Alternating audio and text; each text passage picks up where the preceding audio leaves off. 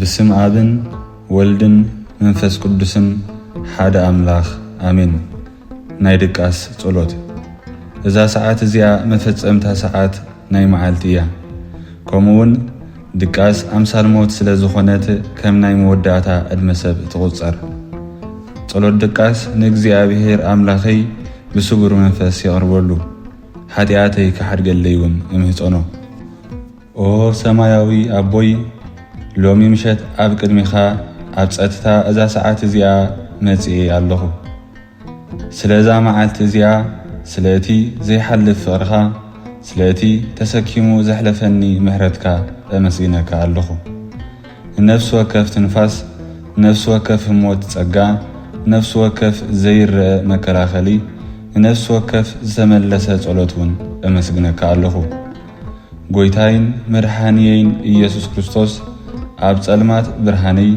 أب هو بلا أرفتين قواسين سلامين إخا لوم مشت ناباخا أغرب اللهو بتاواخ زيكونس بأخبروت بتعبيت زيكون بتوحت لبي أب كدميخا انبركاخ اللهو نزاك فلزياون بهلاوخا ملايا نلبي أهدا لي حسابتيون أهدا أيو بمنفسن بحق انكم لخاكا دما حق زني أبوي نسمكا أمسقنو اللخو سناي إخا محرتكا دما نزل عالمي نبر كاولدو ناولدو أمون إخا بمنتكا أي زملخكا بتزقبركا يوتراي زي كونس بغدسنا خان بحيل خان زي لوات فأرخاكا أمبر مزمور إسران سلستن اكزي أبيهر كواسايو زقول لني بالليل أبلو مشاخايو علني نابز عرف اللوماي مرحاني نسو حدش هايلي يهبني كم تزا تسفوني بمنقد صدقي مرحاني قبز بلد علمات بزلو ربعكو أنت خركو اكزي أبيهر مساي إخامو كفو أي فرحني باترخان مركز كان يحلوانيين نسخا أبكر من صلاتي ما أديت سرعلي كم كور قاشا نرسي بزيتك أباكايو صوي مليو ينجرب بالو فغرخان محرد كان بكل عدمي مساي كم زخانا افلتي أب بيت كاخا نزل عالم كنبري قويتاي لوم مشت نسخا قواسي مخانكا فليتا يعرف اللخو أب قون هود أمايات تمرحاني نفسي سلام تمتع الله أب تزدخ مولو بوتا حيلي ملسو ولا بصالمات ولا قول أنت تملالسكو مساي سلازخون كها أكفرحني مزمور 91 أب صاقعت العول زحدر أب صلالة خلو زخيل ينبر نكزي أبيهر صاقعين إردين زو كولو أملخين نسخيخا يبلو نسو كامنا صعوري هاداناي كابزات فيرا كنا قفنيو قويتا لوم مشت أب صاقعخا أب صلالاوي بوتاخا كأرف مزئي ألخو بقل شفنني تأمان نتكاون والتا يخون كاب كلو حدقا كاب كلو زير فرحون حلواني نام محدرين مدكسيين كا قرعتا يغرب أب كلو مقدتاتي كحلوني ملعاقت خاسدد كابتي بليتي زسنبد كابتي بمعالتي زورور فلاتاتات كا كولاني سلفغرخا بنوي علمن سلامن كتحلوانن كتخبرنون علمناكا اللخو أبوي قدلتاتي إنا فلتكو بتحتنا أبكر مخامت اللخو لنفس وكف جيجا حساب لنفس وكف قال ويتقبار يغرب للي عقلي زتباب كلو حياواي زينبر كلو ويزفر حلو اوان كلو يغرب للي او قويتاين مرحانيين إيسوس كريستوس بنصوح ماي محرد كان بقدس دم كان أسريني او أملاخ نصوح لبي فتر لي أو وشتاي دما كنو منفس حدث قويتاي نزوخونا سب انت قولي ايو كمي جرا كم زأريو عريني عباي مرت ويتم كحت انت هالي وصدو نفس وكف صور نفس وكف كيم نفس وكف فرحي كابايا وقدو بره رايخا يغريتها قبلون إلم من اللغو نتم زقود إن دما يغرب لهم او قويتاين مدحانيين إيسوس أمسكال سلسة عليين زرحان كان أمسكنا كاللهو سلسة بجخانن ተመሪስካ እውን ስለ ዘድሓንካንን እውን ኣመስግነካ ኣለኹ። ንስኻ ምሳይ ስለ ዝኾንካ ሎም ምሸት ብጸጋ ደኣ እምበር ብበደል ኣይድቅስን። ኦ ጎይታይ ብትሑት ሕልና ኣብ ቅድሚኻ ስለ ስድራይን ፈተውተይን ልምና ኣለኹ። ጎይታይ ንስድራይን ፈተውተይን ኣብ ቅድሚኻ ኣብ ቅድሚ ኣምላኽ ኮይነ እዝክር ኣለኹ። ሎም ምሸት ብሰላምን ድሕነትን ባርኮም፣ ልቦምን ኣእምሮምን ድማ ሓልዎ። ንዝሓመሙ ፈውሶም፣ ነቶም ድኹማት ድማ ኣሓይሎም። ንዝተጸገሙ ራህዋ ኣውፃሎም፣ ነቶም ጽምዋ ዘለዎም ምጽንናዕ፣ ነቶም ተስፋ ዝቆረጹ ድማ ተስፋ ምለሰሎም። እወ ስለ ማሕበረሰበይ እውን እጽሊ ኣለኹ። ብርሃንካ ኣብ ገዛውትናን ኣብያተ ትምህርትናን ኣብ ስራሕናን ኣብ ኩሉ ከባቢናን ይብራህ። ስለ ኩሉ ህዝብና እውን እጽሊ ኣለኹ። ንመራሕቲ ጥበብ፣ ንውጽዓት ፍትሒ፣ ንዝተመቓቐሉ ድማ ሓድነት ምለስ። ጎይታ ኣብ መላእ ዓለም ንእትርከብ ቅድስት ቤተ ክርስቲያን እውን እጽሊ ኣለኹ። ኣቦይ ኣነ ናይ ገዛ ርእሰይ ልቢ ኣብ ቅድሚኻ የምጽኡ ኣለኹ። ቅድሚ ምዝራበይ ድሌታተይ ትፈልጦ ኢኻ። ዝስከሞ ሕልሚ፣ ዝሓብኦ ፍርሒ፣ ዝገጥመኒ ውግእ እውን ትፈልጥ ኢኻ። ጎይታ መደባተይ ኣረኪበካ ኣለኹ እሞ ብመንገዲ ፍቓድካ ምርሓኒ። ካባኻ ዘይኮኑ ማዕጾታት እፀዎም፣ ነቶም ናብ ዕላማ ዝመርሑንን ናብ ጽድቂ ዝወስዱንን ከዓ ክፈቶም። ስንቅኻ እውን ኦ ጎይታ እልምን ኣለኹ። ንዓይ ጥራይ ስለ ዘድልየኒ ዘይኮነስ ንኻልኦት ምእንቲ ክባርኾም እውን ቁኑዕ ምርጫታት ንምግባር ጥበብ ኣሓትት፣ ከምኡውን ንኽጸንዕ ሓይሊ ሙሉእ ብምሉእ ንኸምለኸካ ድማ እምነት ወስኸኒ። ወላ እውን ኣብ ዘይተረዳእኒ እዋን ኣባኻ ኸዕርፍ መሃረኒ። ብሰላምካ ከዓ ንልበይን ንኣእምሮይን ሓልዎ። ጎይታይ ኣነ ባርያኻ መገድኻ ምእንቲ ክኽተል ሎሚ ኣብ ቅድሚኻ ኣብ ዝተንበርኮ ኩሉ ብሕልናይ ተዛረበኒ። ጎይታይ ባርያኻ ይሰማዕ ኣሎ እሞ ተዛረብ። ኣብ ቅድሚኻ ከዓ እየ ዘዕርፍ፣ ኣይህወኽን እየ። ኣብዚ ምሳኻ እውን ክጸንሕ እየ። ተመሊሰ እውን ክልምነካን ከመስግነካን ኣቦይ ኣምላኸይ ምርኩሰይ መዕረፈይ እንዳበልኩን ክጽዋዓካ እየ። ብድፍረት ዘይኮነ ግን ብርህራይኻ ኣቦይ ኣምላኸይ ምርኩሰይ መዕረፍየይ ጸግዐይ ዓርከይ እንዳበልኩ ክጽዋዓካ ስለ ዝፈቐድካለይ እውን ኣመስግነካ ኣለኹ።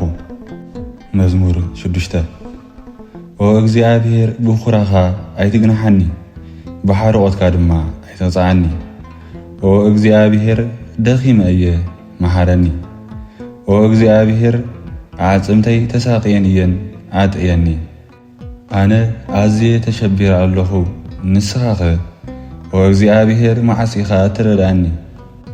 ኦ እግዚኣብሔር ንዓ ኣናግፈኒ፣ ምእንቲ ምሕረትካ ካብ ሞት ኣድሕነኒ። መዝሙር 13 ኦ እግዚኣብሔር ክሳብ መዓሲኻ ፈጺምካ ትርስዓኒ፣ ክሳብ መዓሲኻ ገጽካ ትኽውለለይ። ክሳብ መዓስ እዩኸ ልበይ ብሓዘን ዝመልእ፣ ጸላእተይ ክሳብ መዓስ እዮም ዝመልኩኒ።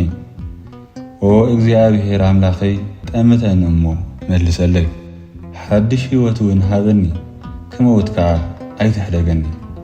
ጸላእየይ ስዒረዮ ኸይብል እንተተናወጽኩ ተጻረርተይ ከይሕጐሱስ ኣይትግደፈኒ።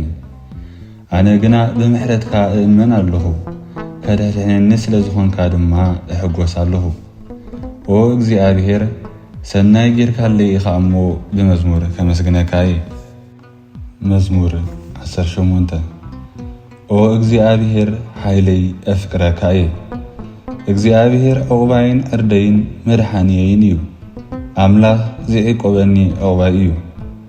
ዋልታይን ሓይሊ መድሓነይን ዕርደይን እዩ። ናብ እግዚኣብሔር ተማህለልኩ፣ ካብ ጸላእተይ ድሓንኩ። እግዚኣብሔር ይመስገን። ድንገት ሞት ከበበኒ፣ ወሓይስ ጥፍኣት ዓብለለኒ። ኣግማድ ሲኦል ተጠምጠመኒ፣ መፈንጠራ ሞት ከዓ ከበበኒ። ብጸበባይ ንእግዚኣብሔር ጸዋዕኩ፣ ናብ ኣምላኽ ከዓ ተማህለልኩ። ድምፀይ ድማ ካብ መቕደሱ ሰምዐ። ኦ እግዚኣብሔር ኣብ ቅድሚኻ እንታይ ኢለ ክጽሊ ከም ዘለኒ ኣይፈልጥን እየ እሞ መሃረኒ።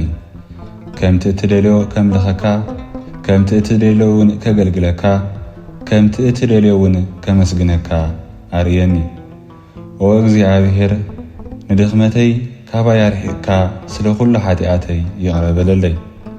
ኦ ኣምላኸይ ቅድሚ ምድቃሰይ ካብ ኩሉ ክፉእ ሓጢኣተይ ይቕረ ኢልካ መገዲ ጽድቅኻ ኣርየኒ። ኦ ኣቦይ ሕጂ በዛ ሰዓት እዚኣ ምስ ዝድቅስ እንታይ ከም ዝገጥመኒ ኣይፈልጥን እሞ ካብ ኩሉ በደለይ ኣጽርየኒ። ከም በረድ ክጽዕዱ እውን ኣጸቢቕካ ሕጸበኒ። ኦ ጎይታ ስለ ኩሉ ዝገበርክዎ ምሕረት ግበረለይ፣ ስለ ኩሉ ሓጢኣተይካ ይቕረ በለለይ። እቲ ምንታይ ኦ ኩሉ እትኽእል እግዚኣብሔር ንቤት መቕደስካ ኣዝየ ስለ ዝፈትዎ፣ ኦ እግዚኣብሔር ኣብ ኣጸደ መቕደስካ ከኣቱ ሃደር ስለ ዝብል፣ ኦ እግዚኣብሔር መስኪንን ድኻን እየ እሞ ስምዓኒ መልሲ እውን ሃበኒ። ብኣኻ እየ ዝእመን እሞ ንህይወተይ ካብ ሞት ሓልዋ። ኦ ኣምላኸይ ኣባኻ እየ ዝውከል እሞ ንዓይኒ ባርኻ ኣድሕነኒ። በዛ ምሸት እዚኣ ናባኻ እእውእ ኣለኹ እሞ ኦ ኣምላኸይ መሃረኒ። ኦ እግዚኣብሔር ጸሎተይ ናባኻ ኣዕርግ ኣለኹ እሞ ንዓይኒ ባርኻ ኣሐጉሰኒ።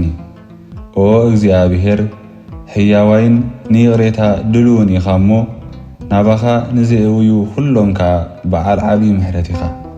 ኦ እግዚኣብሔር ብርህራሄኻ ብሓይልኻ ብኣምላኽነትካን ብፍቕርኻን ብኸኣሊነትካ ካብ ኣማልኽቲ ንዓኻ ዝመስል የልቦን፣ ከም ግብርታትካ እውን ዝገብር ከቶ የልቦን። ኦ እግዚኣብሔር ዝፈጠርካዮም ኣሕዛብ ኩሎም መጺኦም ኣብ ቅድሜኻ ክሰግዱልካን ንስምካ እውን ከምልኹን ከኽብሩን እዮም። ኦ ጎይታ ንዓይኒ ባርያኻ እውን ምስኦም ጸንብረኒ። ኦ ጎይታይ ንጸሎተይ ስማዕ፣ ድምፂ ምህለላይ እውን ጽንበሎ። ንስኻ ትምልሰለይ ኢኻ እሞ ብመዓልቲ ጸበባይ እውን ክጽዋዓካ እየ። መዝሙር 41 ኦ እግዚኣብሔር ናባኻ እእውእ ኣለኹ ቀልጢፍካ ርዳኒ፣ ክጽዋዓካ ከለኹ ስምዓኒ። ጸሎተይ ኣብ ቅድሜኻ ከም ዕጣን መልዓል ኢለይ ከም መስዋዕቲ ምሸት ይኹን። ኦ እግዚኣብሔር ንኣፈይ ቀፈር ግበረሉ፣ ደገ ከናፍረይ እውን ሓሉ። ምስ ገበርቲ እከይ ክፍኣት ከይገብርሲ ልበይ ናብ ጥፍኣት ከይዝምብል ሓልወኒ። ኣነኻ ኣብ ድግሶም ከቶ ኣይክሳተፍን እየ። ኣነ ግና ኦ እግዚኣብሔር ኣምላኽ እምንቶይ ንስኻ ኢኻ፣ ሓለዋኻ እደሊ ኣለኹ፣ ክመውት እውን ኣይትሕደገኒ። ካብቲ ዘጻወዱለይ መጻወድያ ካብ መፈንጠራ ገበርቲ እከይ እውን ሓልወኒ። መዝሙር 4 ጸሎት ምሸት ኦ ጻድቕ ዝኾንካ ፍትሒ እተውፅዓለይ ኣምላኸይ፣ ናባኻ ክምህለል ከለኹ መልሰለይ።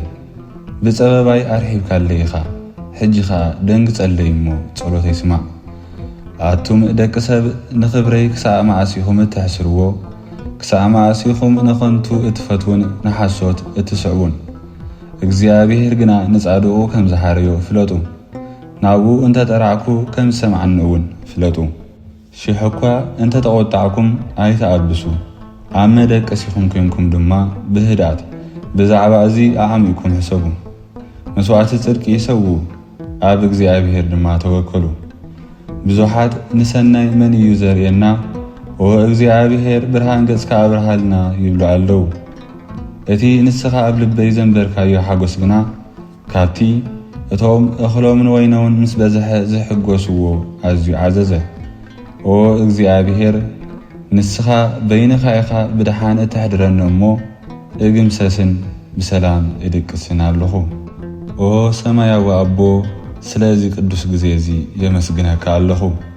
ስለ ዝፈወስካኒ፣ ስለ ዝመለስካለይን፣ ስለ ዝሰማዕካነይን፣ ስለ ክጽሊ ዝሓደካን ለመስግነካ ኣለኹ። ሕጂ ብሰላም እድቅስ ኣለኹ። ንስኻ በይንኻ ኢኻ ኣብ ድሕነት ከም ዝነብር እትገብረኒ እሞ ኦ እግዚኣብሔር እልምንን ኣመስግንን ኣለኹ። እዛ ለይቲ እዚኣ ንዓኻ ኣሕሊፈ እህበካ ኣለኹ። ሕልመይ ሓልዎ፣ ድቃሰይ እውን ብለውሃትካ ምልኣዮ። ወላ ኣብ ህድኣት ለይቲ እውን ተዛረበኒ። ኦ ጐይታየይን መድሓኒየይን ኣምላኸይን ንጉሰይን፣ ንዓኻ ክብርን ምስጋናን ንዘለዓለም ይኹን። አሜን።